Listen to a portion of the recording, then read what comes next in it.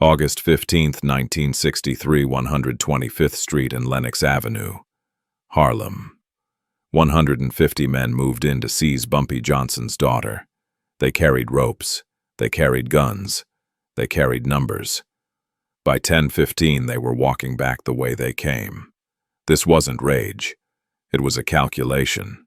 How does one man outmaneuver 150 to understand why they never tried again? We have to return 1963.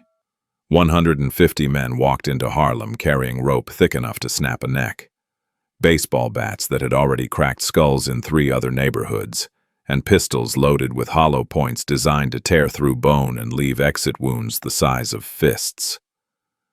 The torches they carried burned kerosene that dripped onto the asphalt, leaving trails of fire that marked their path like a demon's footprints. They were not coming for Bumpy Johnson's crew. They were not coming for his money or his territory or his operations. They were coming for his daughter, Elise Johnson, 17 years old, still in high school. A girl who had never held a weapon or collected a debt or watched a man get his fingers broken one by one in a basement.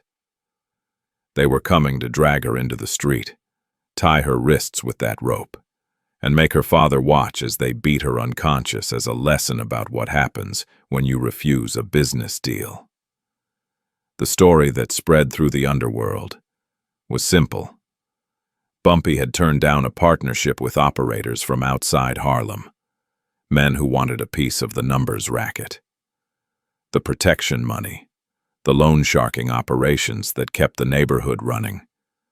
When they could not get to Bumpy directly, when their threats bounced off him like bullets off steel, they decided to go after the one thing that could make him bleed without ever touching his skin. His child. The mob moved down 125th Street with torches held high, the flames casting shadows that danced across brownstone walls like demons celebrating before a slaughter. August heat still rising from the pavement, thick enough to choke on, mixing with the stench of kerosene and sweat and the particular smell of men who had convinced themselves that violence was the only language worth speaking.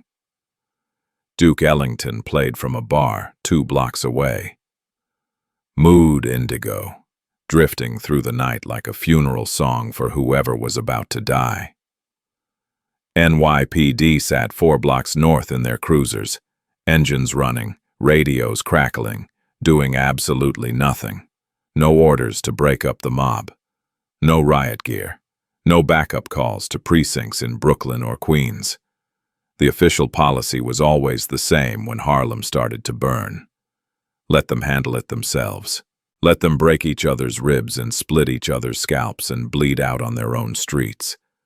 Then come in the morning to take photographs and write reports that no one would ever read. Thomas Robb led the pack, a bullhorn in his left hand, a pistol in his right, walking like a general who had already won the war. Robb was not from Harlem. He was from Jersey, from the docks where bodies got dumped in oil drums and sunk in the Hudson with concrete poured into their lungs. He believed power came from numbers and from the willingness to do things that made normal men vomit. Tonight he wanted to prove that no one in this city was untouchable, that even Bumpy Johnson could be humiliated, that even the king of Harlem could watch his daughter get beaten into the gutter while he stood helpless. They carried more than weapons. They carried hammers to smash kneecaps, razors to slice tendons, chains to wrap around throats and drag bodies through the street. This was not a threat. This was an execution planned down to the last detail, and the only question left was whether the girl would survive long enough to make it to a hospital, or whether her father would find her corpse on his doorstep in the morning. 9:35. The phone rang inside Small's Paradise, that jazz club on 7th Avenue where Bumpy Johnson sat in the back booth every Thursday night, drinking wine that cost more than most men made in a month. The bartender picked up, listened for exactly 4 seconds, then carried the receiver to the booth where Bumpy sat across from Illinois Gordon, his enforcer. The man who had once beaten 3 loan sharks to death with a tire iron in an alley off Lenox Avenue and never lost a minute of sleep over it. "Mr. Johnson, they are asking people for your address. They are going door to door." Illinois was already standing, already reaching for the phone on the wall, already running through the list of soldiers he could pull from the streets. 40 men, maybe 50. Every triggerman and bonebreaker who owed Bumpy a favor or understood that loyalty was the only currency that mattered in a world where everything else could be taken. Bumpy set down his glass of Barolo, 1934 vintage. Wine so dark it looked like it had been squeezed from something that bled instead of grapes. The smell of it filled the space between them, heavy and bitter like iron. He did not stand. He did not raise his voice. He spoke slowly, the way a man speaks when he is calculating the exact cost of every possible decision and knows that the wrong choice tonight will turn Harlem into a cemetery by sunrise. "If we fire guns tonight, this summer does not end. We fire once. They fire back. We kill 3 of theirs. They kill 5 of ours. By September, this neighborhood is ash." Illinois stopped moving. The soldiers at the bar stopped talking. The room went silent except for the clink of ice in glasses and the distant wail of a siren that had nothing to do with them. Everyone understood what Bumpy was saying. Start a war tonight and Harlem would burn. Women would find their husbands gutted in stairwells. Children would find pipe bombs wired to their fathers' cars. The kind of violence that does not stop until everyone is dead or everyone has left. 12 minutes. That was all the time they had before Thomas Robb and his mob reached the address they had beaten out of some terrified shopkeeper. Before they kicked in the door.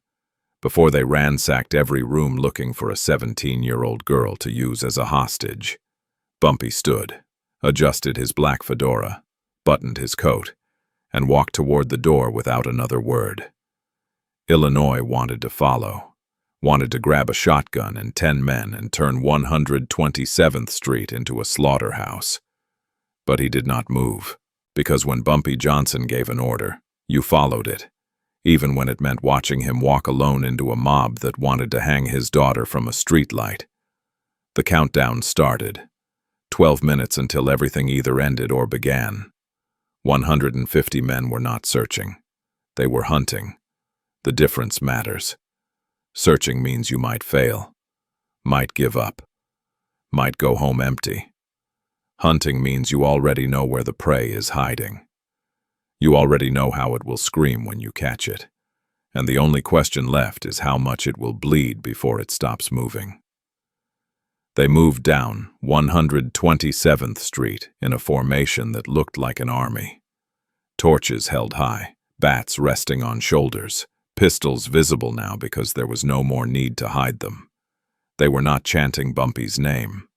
They were not making speeches about respect or territory or any of the usual gangster bullshit. They were shouting 2 words, over and over, loud enough to echo off every building, loud enough to make sure every family in every apartment understood exactly what was about to happen. Bring her out. Bring her out. Bring her out. Windows opened along the block. Faces appeared, pale and terrified, watching the mob pass like it was a parade for the damned. Mothers pulled children away from the glass. Fathers locked doors and pushed furniture against them, knowing it would not stop anyone but doing it anyway, because doing nothing felt like surrender. The fear in the air was thick as smoke. The kind of fear that comes when you realize you are about to witness something that will haunt you for the rest of your life. If they did not find Elise Johnson in the first apartment, they would kick in the next door, and the next, and the next. They would tear through every home on the block, smashing furniture, beating anyone who resisted, dragging women into the street by their hair if they had to, until someone gave up the girl, or until Harlem gave them enough violence to make them stop. The rope was real. The bats were real. These men had already decided that whatever happened tonight, They were not leaving until they made Bumpy Johnson understand what it felt like to lose something you could not replace. But Elise was gone.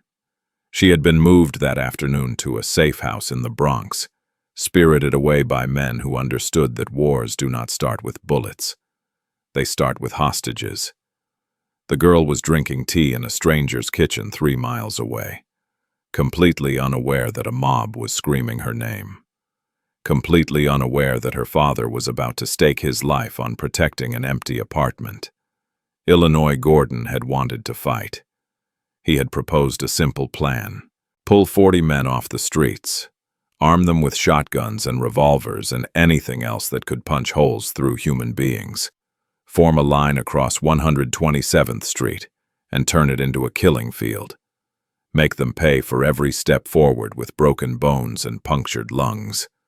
Make them understand that coming for Bumpy Johnson's family meant coming for all of Harlem. And Harlem did not lose fights on its own territory. Bumpy shook his head once, a single sharp gesture that shut down the argument before it could start. They came to drag a girl into the street. They are not prepared for a real war. They brought bats and rope. They did not bring enough guns. He adjusted his fedora, the same black hat he had worn the night he walked into a room full of Italian mobsters and told them Harlem was closed for business. The same hat he wore when he sat across from crooked cops and made them understand that their badges meant nothing above 110th Street. He buttoned his coat and walked out the door alone, leaving Illinois standing there with a pistol in his hand and no orders to use it. 9:52. The intersection of 125th and Lenox. 150 men turned the corner and stopped dead because standing in the middle of the crosswalk, directly in their path, arms hanging loose at his sides, was Bumpy Johnson. One man. No weapon visible. No crew backing him up. Just standing there like a statue. Like a wall. Like something that could not be moved no matter how hard you pushed. Thomas Robb raised his bullhorn, his voice distorted and metallic, trying to sound bigger than he was. "Get out of the way, old man." Bumpy did not move, did not blink, did not speak. Silence was his weapon now, more dangerous than any threat he could have made, because silence forced them to think, forced them to wonder why a man facing 150 enemies would stand still instead of running or begging or trying to negotiate. Silence made them doubt their own plan, made them question whether they had walked into a trap. The first punch had been thrown, and no one had even moved yet. 30 men broke from the mob and stepped forward, closing the distance between themselves and Bumpy Johnson, like wolves testing a wounded animal to see if it still had teeth. They moved slowly, deliberately, letting their weapons show, letting him see exactly what they had brought to hurt him with. Rope thick as a wrist, the kind dock workers use to tie down cargo, the kind that leaves burns when it tightens around skin. Baseball bats scarred with dried rust that might have been paint or might have been something else, something that flaked off bone. The bats dragged across asphalt, metal scraping stone, a sound like knives being sharpened, designed to make you think about what comes next, about wood cracking against ribs, about teeth scattering across pavement like dice. They believed in numbers, 30 against 1. Mathematics so simple a child could understand it. You do not need strategy when you have bodies. You do not need tactics when you can simply overwhelm. Surround. Beat down until nothing is left standing. This was the logic of the mob. The same logic that had worked in 100 other neighborhoods. The same logic that turned men into monsters because monsters only need to be stronger, not smarter. Thomas Robb watched from behind them, bullhorn still in hand, waiting for the moment when Bumpy would break, when he would turn and run or pull a weapon or do something.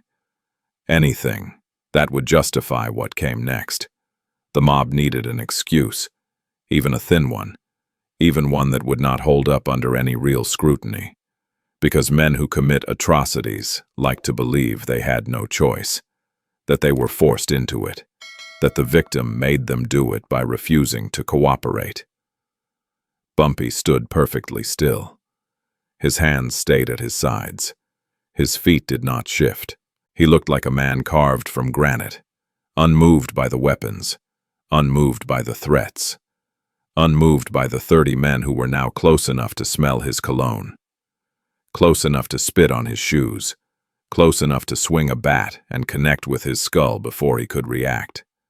And yet he did not move. Then he spoke. One word, not shouted, not whispered, just said, with the kind of calm that makes you doubt everything you thought you knew about fear and power. Stop. The word cut through the night like a blade through silk, clean and precise and impossible to ignore.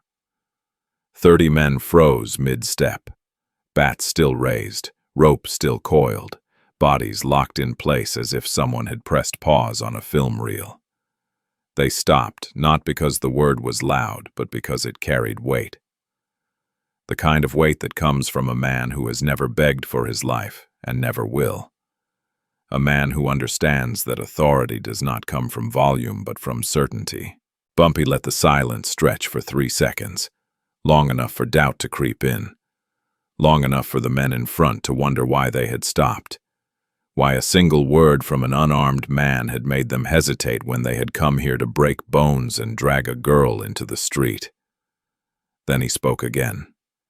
His voice still calm, still measured, but now loud enough to carry to every man in the mob, loud enough to reach the families watching from windows above.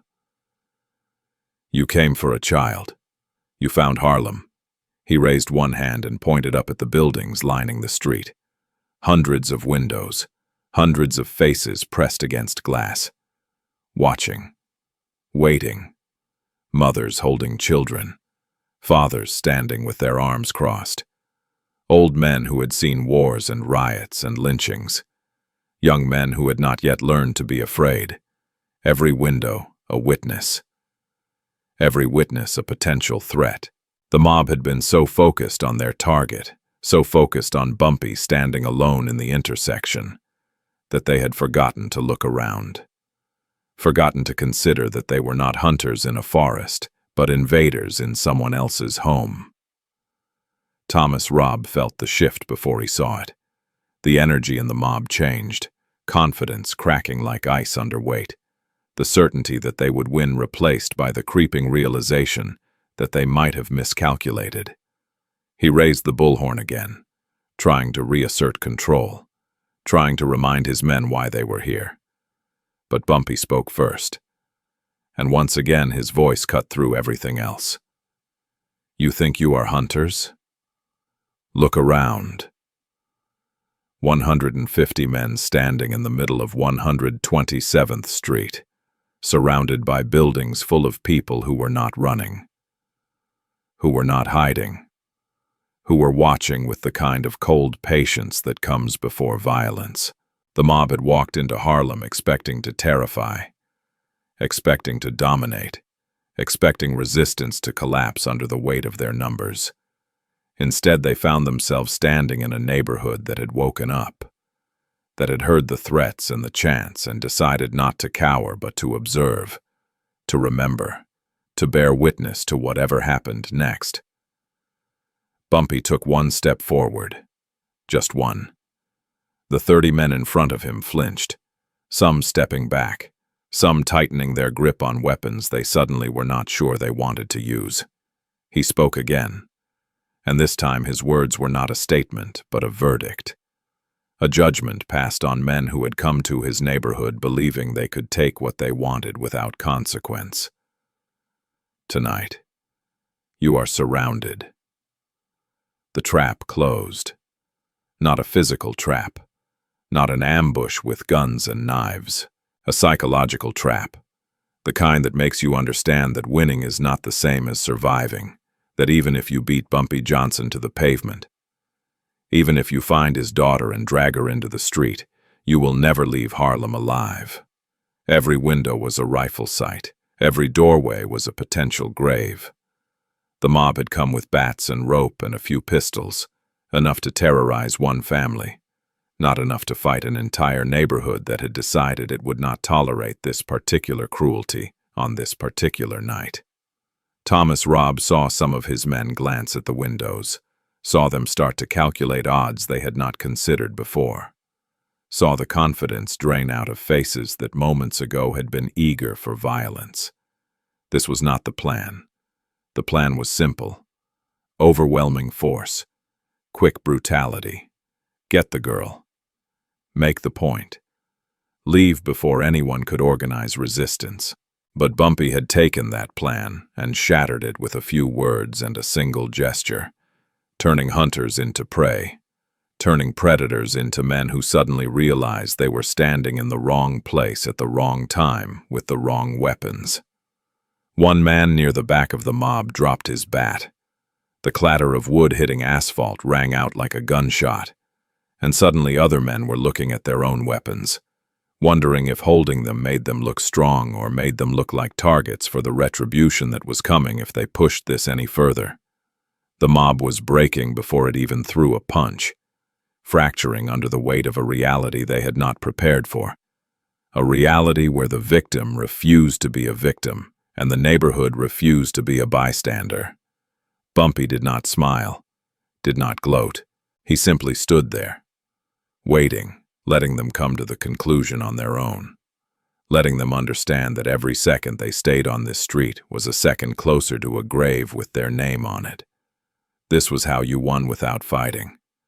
This was how you broke men without touching them. You made them see the consequences, made them imagine their own bodies left in alleys, made them understand that violence was easy but survival required thinking past the next 5 minutes. Thomas Robb felt control slipping through his fingers like sand, felt the mob behind him wavering, felt the moment collapsing into something he could not steer or predict or stop. He needed to regain momentum, needed to remind these men why they had come here, needed to give them a reason to push forward instead of retreating. So he raised the bullhorn and shouted, his voice cracking with desperation, disguised as rage. "We take her, or we take someone. Someone bleeds tonight." The threat hung in the air like smoke, vague enough to be terrifying, specific enough to restart the machinery of violence that had stalled when Bumpy spoke. A bottle shattered somewhere behind the mob, glass exploding against brick. The sound sharp and sudden and almost accidental. The kind of noise that makes everyone flinch and reach for weapons because it might have been a gunshot, or might have been the first move in a fight that was about to turn the street into a slaughterhouse. Illinois Gordon stood in the shadows 3 buildings down, a revolver in his right hand, his finger resting just outside the trigger guard, watching his boss stand alone against a mob that was one wrong word away from tearing him apart. 6 more men stood with Illinois, all armed, all waiting for the signal that would turn this standoff into a massacre. They were positioned carefully, spread across rooftops and doorways, creating crossfire lanes that would cut through the mob like a scythe through wheat. If Bumpy gave the signal, if he nodded or raised his hand or said the word, 30 men would go down in the first 10 seconds, and the rest would scatter or die where they stood. But Bumpy did not give the signal. He did something worse. He stepped forward, 3 deliberate steps, closing the distance between himself and the 30 men who had bats and rope and hate in their eyes, walking toward them instead of away, moving like a man who had already decided that fear was not something he carried anymore. The men in front shifted nervously, unsure whether to swing or step back, unsure whether this was courage or insanity, unsure whether Bumpy Johnson was about to kill them all with his bare hands or whether he had lost his mind. He stopped 3 feet from the nearest man, close enough to see the sweat running down the man's face, close enough to smell the whiskey on his breath, close enough to hear his heart pounding like a drum. Then Bumpy spoke, and his words were not loud, but they carried across the entire street, across the mob, across the families watching from above. Words chosen to strip away every justification, every excuse, every thin layer of righteousness these men had wrapped around their cruelty. If you are brave enough to drag a 17-year-old girl into the street and beat her with those bats, then say it. Say it loud so everyone can hear what kind of men you are. Silence. Not the silence of agreement, but the silence of shame. The silence of men who suddenly realized they could not speak their intentions out loud without sounding like monsters. Without admitting that they had come here to hurt a child because they could not hurt her father. The mob had hidden behind vague threats and collective action. Behind the safety of numbers where no one man was responsible, because everyone was responsible. Bumpy had just pulled that mask off and forced them to look at what they were really doing. He let the silence stretch. Let it burrow into their consciences if they had any left. Let them feel the weight of judgment from the windows above, from the people watching, from whatever part of themselves still remembered when they had been something other than hired thugs willing to terrorize a girl to make a point. Then he spoke again, and this time his voice carried something else, something harder than anger, something that sounded like a line drawn in concrete. In Harlem, we protect our daughters. We protect our mothers. We protect our sisters. That is who we are. That is who we have always been. He turned slightly, addressing not just the 30 men in front of him, but the entire mob, making sure every man heard what came next, making sure they understood that this was not a request or a negotiation or a plea for mercy. This was a statement of fact, a declaration of territory, a reminder that they had walked into a place where certain rules still applied, even when the police had abandoned it, even when the city had decided to look the other way. Leave. One word. No negotiation after it. No threats about what would happen if they refused. Just the word itself, delivered with the finality of a judge's gavel. A sentence passed and a door closed. Bumpy did not raise his voice, did not point his finger, did not reach for a weapon. He simply gave the command and waited, standing there like a wall they would have to go through if they wanted to continue, standing there like a man who had already accepted whatever came next and was at peace with it. Thomas Robb felt the mob hesitate behind him, felt men shifting their weight, glancing at each other, looking for someone else to make the decision so they would not have to. This was the moment where it would either escalate into a bloodbath or collapse into retreat, where the next 10 seconds would determine whether Harlem burned or whether the mob slunk back to whatever hole they had crawled out of. Robb tightened his grip on the bullhorn, opened his mouth to shout another order, another threat, anything to keep the momentum from dying completely. But before he could speak, one of the men in front dropped his bat. The wood clattered on asphalt, loud in the silence, and the sound broke something. Another man let his rope fall, then another.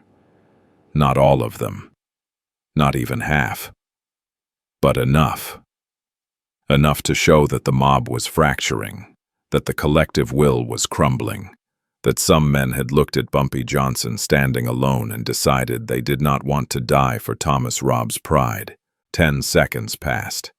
Each one felt like a year, like standing on the edge of a cliff and watching rocks fall into darkness below, waiting to hear them hit bottom, waiting to know how far down it goes.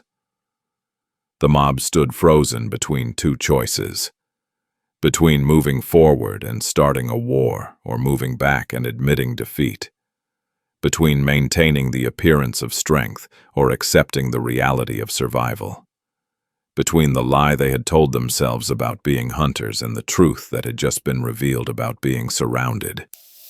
Thomas Robb lowered the bullhorn slowly, the motion almost involuntary, as if his arm had decided for him what his mind was still trying to reject. He did not give an order to retreat. He did not say anything at all. He simply turned and started walking back the way they had come. and the men behind him followed because following was easier than deciding, because leaving was safer than staying. Because Bumpy Johnson had just shown them that bravery was not about numbers or weapons, but about standing in front of something you could not move and refusing to step aside. The 30 men in front began backing away slowly, then faster, then turning and joining the general retreat, the mob dissolving into individuals again, each man suddenly alone with his thoughts about what they had almost done and how close they had come to crossing a line that once crossed could never be uncrossed. Bats and rope were left on the ground, abandoned like evidence at a crime scene, physical proof of intentions that would not be carried out tonight. The mob stood at the edge of a decision that would define whether they lived through the night or died on this street with their names forgotten before sunrise. One step forward meant war. Illinois Gordon and his men were positioned in the shadows with revolvers and shotguns, fingers resting on triggers, waiting for Bumpy to give the nod that would turn 127th Street into an abattoir, where bodies would stack like cordwood, and the pavement would run slick with what leaked out of punctured arteries and shattered skulls. The math was simple. 30 seconds of gunfire would leave 40 men down, maybe 50, and the rest would scatter or get cut down trying to run. This was not speculation. This was tactical reality, the kind of cold calculation that men like Illinois made every day, measuring violence the way a butcher measures cuts of meat. But if the mob retreated, they lost something that could never be recovered. Reputation, the only currency that mattered in the underworld. The only thing that kept rivals from testing you. The only thing that made people pay their debts and honor their agreements and think twice before crossing you. Thomas Robb had brought 150 men to Harlem to prove a point, to demonstrate that no one was untouchable, that even Bumpy Johnson could be humiliated. Now those same 150 men were watching their leader stand paralyzed, unable to advance, unable to retreat, caught between survival instinct and the desperate need to save face in front of soldiers who would remember this night forever. Some of the men in the back were already drifting away, melting into side streets and alleys, disappearing before the shooting started or before someone decided they needed to make an example out of a deserter. The mob was fracturing in real time, cohesion evaporating like steam. Each man suddenly doing his own mathematics about whether loyalty to Thomas Robb was worth dying for, whether proving a point was worth going home in a box with a widow who would curse his name for leaving her with nothing but bills and fatherless children. These were the calculations that ended wars before they started. The quiet arithmetic of survival that happened in the space between heartbeats. Bumpy stood motionless, watching the mob crumble without lifting a finger, without raising his voice, without making a single threat. He understood something that Thomas Robb had never learned, something that separated real power from the cheap imitation that came from fear and intimidation. Real power was making your enemy choose defeat over death, making them understand that fighting you was not just difficult but pointless, that even if they won the battle they would lose everything else that mattered. He had turned this street into a chessboard where every movie led to checkmate, where advancing meant dying and retreating meant losing face, but at least you got to keep breathing. Thomas Robb felt the weight of 150 pairs of eyes on his back, felt his soldiers waiting for an order that he could not give without condemning them all to graves. He had underestimated Bumpy Johnson, had believed the old man's reputation was inflated, that his power came from nostalgia and myth, rather than from the kind of ruthless intelligence that could dismantle a mob with a few words and a well-placed pause. Robb had come here expecting to find weakness, a soft target, a man too old or too sentimental to defend his family with the kind of brutality that the situation demanded. Instead, he had found a trap, and now he was standing in the center of it, wondering how he had been stupid enough to walk into something so obvious. He raised the bullhorn one last time, not to give orders, but to deliver the kind of face-saving lie that men tell themselves when they know they have lost. His voice came out strained, trying to sound defiant, but landing somewhere closer to desperate. "This is not over, Johnson. You hear me? This is not over." Bumpy tilted his head slightly, the gesture almost pitying. The way you might look at a dog that keeps barking at a door it cannot open. He spoke quietly, just loud enough for Rob to hear, just loud enough for the men closest to understand that the conversation was finished and the outcome was decided. "It is tonight." 2 words, final as a coffin lid closing. Thomas Robb stared at him for 3 seconds, looking for some crack in the facade, some hint of fear or doubt or weakness that could be exploited. He found nothing. Bumpy Johnson stood there like a monument to something that Rob would never understand. Something older and harder and more permanent than reputation or fear or any of the cheap tricks that Rob had used to build his own crew. This was a man who had survived 40 years in a world where most men did not survive 40 days, who had beaten back rivals and cops and politicians and anyone else who thought they could break him. Rob lowered the bullhorn, turned, started walking back toward 125th Street without another word.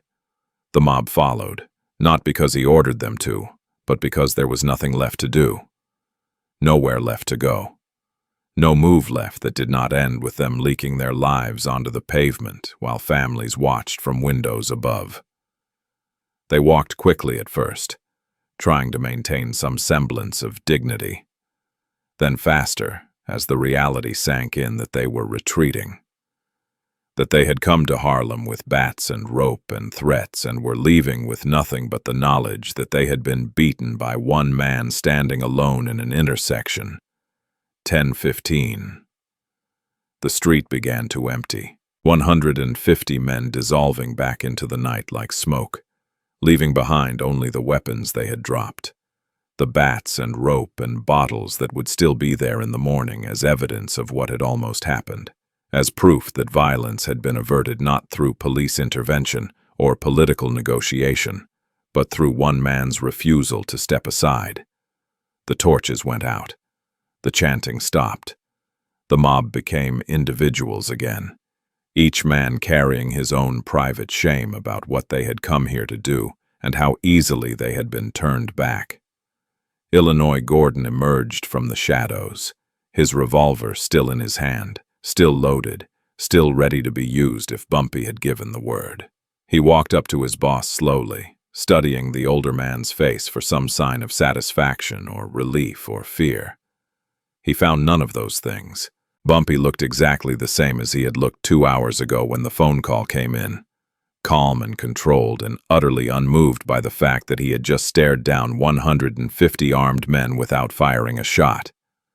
Illinois spoke first, his voice low and careful, the voice of a man who was trying to understand something that did not make sense according to any logic he had been taught. "They could have rushed you, could have taken you down before we got a clear shot." Bumpy adjusted his fedora, brushing a speck of dust from the brim, the gesture casual and unhurried, as if they were discussing the weather, rather than a moment where the wrong decision could have started a war that would still be burning a decade from now. They could have, but they did not. Illinois waited for more explanation. When none came, he pressed harder, needing to understand the calculation that had saved Harlem from a bloodbath, needing to learn how Bumpy had seen something that everyone else had missed. Why not? Bumpy looked up at the windows where families were starting to emerge, stepping out onto fire escapes and stoops, reclaiming their street now that the threat had passed. He watched them for a moment before answering, his voice carrying the weight of a lesson that Illinois would remember for the rest of his life. A lesson about power that could not be taught in words but only through witnessing it in action. Because they came for someone weaker. They found something stronger. They found a neighborhood that would not let them take one of their own. And that is the kind of thing that makes men think twice before they pull a trigger. The explanation hung in the air like incense in a church. Simple and profound and utterly true. Thomas Robb had brought a mob to terrorize one family. But Bumpy had turned it into a confrontation between that mob and all of Harlem. Had made every man in that crowd understand that touching Elise Johnson meant going to war with every person watching from those windows. Every father who had a daughter. Every mother who had a son. Every family that understood that if they let this happen tonight, it would happen again tomorrow and the day after, until no one was safe. By 10:30, the street was full of people again. Doors opening, families coming down from their apartments. Old men who had watched the standoff from their windows now standing on corners. Talking in low voices about what they had witnessed. About how Bumpy Johnson had faced down a mob without raising his fist or drawing a weapon. Children ran past, laughing and playing as if nothing had happened, as if their neighborhood had not just come within seconds of a massacre that would have left bodies stacked in alleys and mothers weeping over sons who would never come home.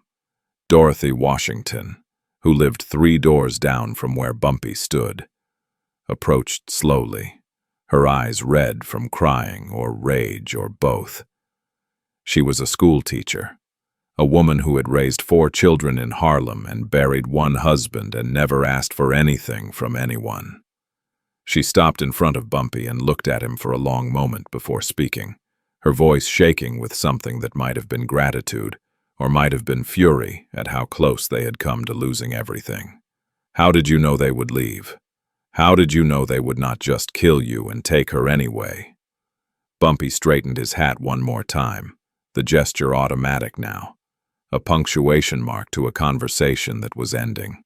He looked at Dorothy, then past her at the families filling the street, at the children who had no idea how close they had come to witnessing their neighbors slaughtered, at the men who had stood in shadows with guns and never fired them. When he spoke, his voice was tired but satisfied, the voice of a man who had just spent every ounce of strength he had left and knew it was worth it.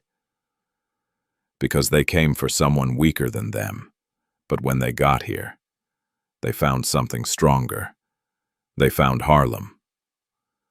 The New York Times ran the story on page 17 the next morning, buried beneath articles about the March on Washington and the latest developments in Southeast Asia. Beneath advertisements for cigarettes and department stores, and all the other mundane business of a city that continued turning regardless of what happened in its forgotten neighborhoods. The headline read, "Police Presence Prevents Disturbance in Harlem," and the article ran exactly 3 paragraphs, each one carefully crafted to obscure what had actually happened, to transform a near massacre into a routine police matter that required no further investigation or public concern. According to the official version that appeared in print, NYPD officers had responded to reports of a large gathering in Harlem, and their presence had been sufficient to disperse the crowd before any violence occurred. No mention of Bumpy Johnson, no mention of Thomas Robb or his mob or the weapons they had carried, or the 17-year-old girl they had come to drag into the street. No mention of the 150 men who had marched into Harlem with torches and rope and murder in their hearts. No mention of the single man who had stood in their path and refused to move. No mention of the neighborhood that had watched from windows and been willing to die to protect one of their own. The official record would show that nothing of importance had happened on August 15, 1963, that the system had worked as designed. That order had been maintained through proper channels. But Harlem knew. The story that mattered was not the one printed in newspapers that would be used to wrap fish the next day, but the one that spread through barber shops and churches and corner stores, the one that got told and retold until it became legend, until the details changed, but the core truth remained solid as concrete. Bumpy Johnson had faced down a mob alone, had stood in an intersection with no weapon and no backup and refused to let them pass, had spoken a handful of words that turned hunters into prey, and made armed men reconsider whether the price they were about to pay was worth whatever they had come to take. This was the story that would be passed down through generations, that would be told to children as an example of what courage looked like. That would be referenced decades later when someone needed a reminder that power did not always come from the barrel of a gun. Thomas Robb never returned to Harlem, according to sources that remained nameless and unverifiable, the kind of sources that spoke in alleys and disappeared before anyone could ask follow-up questions. Robb left New York entirely within a month of that night, relocated to Philadelphia or Baltimore or some other city where his reputation had not yet been ruined. The mob he had assembled dissolved, his soldiers drifting to other crews, other bosses, men who had not led them into a humiliation so complete that it could never be lived down. In the underworld, reputation was everything. And Robb's reputation was finished the moment he turned his back on Bumpy Johnson and walked away. He had brought 150 men to terrorize a neighborhood and been defeated by one man standing still. That was not the kind of story you recovered from. That was the kind of story that followed you until you died or until you disappeared so completely that people forgot you had ever existed. Illinois. Gordon understood now why the guns had stayed holstered, why Bumpy had chosen words over bullets, why starting a war would have been easier but winning the peace would have been impossible. If they had opened fire that night, if they had turned 127th Street into a killing field, the mob would have scattered, but the problem would have multiplied. Every man who escaped would have gone back to his neighborhood with a story about Harlem, about how Bumpy Johnson's crew had massacred dozens of men in the street, about how no one was safe, about how the only response was overwhelming retaliation. Within a week there would have been drive-by shootings and firebombings, and bodies found in dumpsters with their throats cut and their tongues removed. Within a month, Harlem would have been a war zone, and the only winners would have been the police and the politicians who wanted an excuse to crack down harder, to impose martial law, to turn the neighborhood into an occupied territory where black men got beaten for walking on the wrong side of the street. By refusing to fire, by winning without violence, Bumpy had prevented all of that, had kept the peace while establishing a boundary that everyone understood could not be crossed. Families were off limits. Children were off limits. You could fight over territory and money and respect, but you did not drag 17-year-old girls into the street to make a point. That was the new rule, written not in legal codes but in the collective memory of everyone who had witnessed what happened when someone tried to break it. The rule was enforced not by police or politicians, but by the neighborhood itself, by the understanding that Harlem took care of its own and would not tolerate certain kinds of cruelty, no matter who tried to inflict them. Elise Johnson graduated from high school the following spring, attended college in upstate New York, and never returned to the life her father had built in Harlem. She became a teacher, married a man who worked for the post office, raised 3 children who never learned the full story of the night. 150 men came to kidnap their mother and were turned back by their grandfather standing alone in an intersection. Bumpy made sure of that, made sure his daughter escaped the world that had almost consumed her, made sure she had a chance at something normal and safe and far away from streets where men settled disputes with bats and knives and guns. That was the real victory. Not the mob that retreated, but the life that continued. The future that was preserved. The daughter who got to grow old instead of becoming another name on a list of victims that no one outside Harlem would ever bother to remember. The neighborhood kept its honor. That might sound like an abstract thing, like something poets write about, but that has no practical value in a world where survival depends on being harder and meaner and more ruthless than whoever is trying to destroy you. But honor was not abstract. Honor was the difference between a neighborhood that policed itself and a neighborhood that tore itself apart. Honor was the code that made it possible to trust your neighbor, to believe that someone would stand up when you were threatened, to know that certain lines would not be crossed no matter how much money or power was at stake. Thomas Robb had tried to take that away, tried to prove that no one in Harlem was safe, that families could be targeted, and children could be used as leverage, and the only thing that mattered was who had the most guns and the least conscience. Bumpy had proven him wrong, and in doing so had reinforced the foundations that held the neighborhood together. The new order was established not through legislation or formal agreement, but through a single night where one man refused to move and an entire community stood behind him in silence. Every criminal in New York understood the message. Harlem was different. You could not intimidate them the way you intimidated other neighborhoods. You could not roll in with numbers and weapons and expect them to fold. You had to respect them, or you had to stay away, because the alternative was standing in an intersection, facing down hundreds of people who had decided you were not going to take what you came for. That was a lesson worth learning. And men who were smart enough to survive in the underworld were smart enough to learn it.